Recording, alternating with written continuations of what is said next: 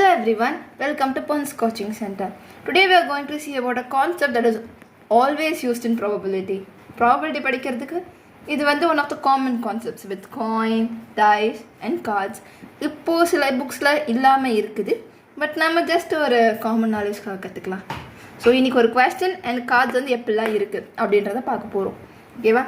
Cards வந்து 2 colors, red and black, 4 shapes. ரெண்டு இந்த ரெட்டில், ரெண்டு பிளாக்ல, heart, diamond, spade and clover. Each ஷேப்லேயே வந்துட்டு உங்களுக்கு 13 cards இருக்கும்.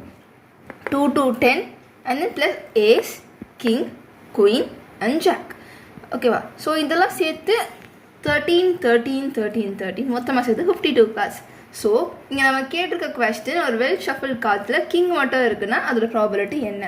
ஸோ அப்போனா டோட்டல் கார்ட்ஸ் எவ்வளோ? NFS which is 52. ஸோ ஒவ்வொரு இதில் ஒவ்வொரு கிங் இருக்கும். அப்படின்னா 1 2 3 4. So 4 cards.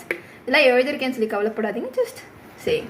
ஸோ இப்போ probability of the event of getting a king in a well shuffle card is 4 divided by 52.